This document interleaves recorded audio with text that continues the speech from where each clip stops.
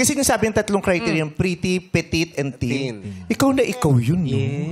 Ganda ng mukha, ng malapitan. Yes. Anong lahi mo? May Latina Yung ka ba? Brahms. Wala po. Yung Angel Brahms po, actually, name ko.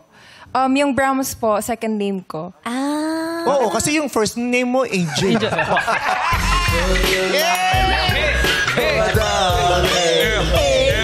What's the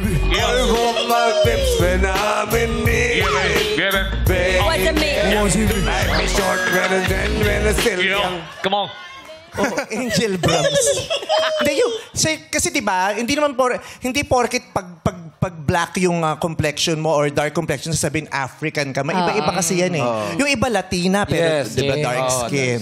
Yung iba Asian na may halong ikaw. Pure Filipino po. Pinay na Pinay. Pero yung apelido niya, Brahms.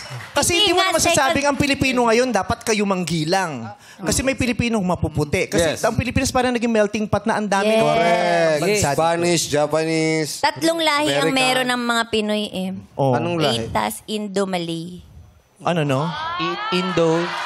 Wow. Sure ka dyan, ha? Mamaya, ikaw na naman topic sa ex, ha?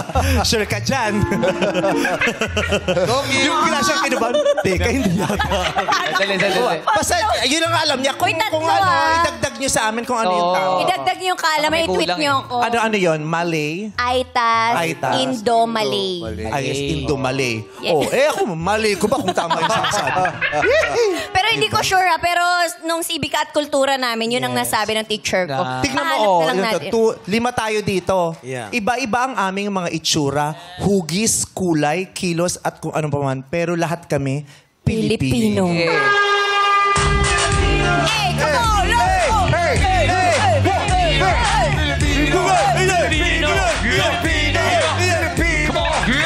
Marami sa'yo'y nag-aabang. Tsaka hindi ka titigilan ko na rin para di mo lang alam. Hugot daw lang sa katawan. Indo, Malay.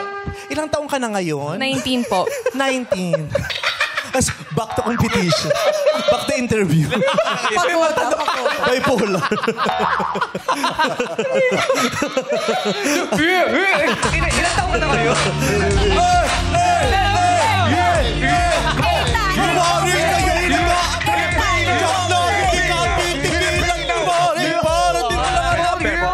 Ka ngayon. Yes po. Bakit ang competition mo?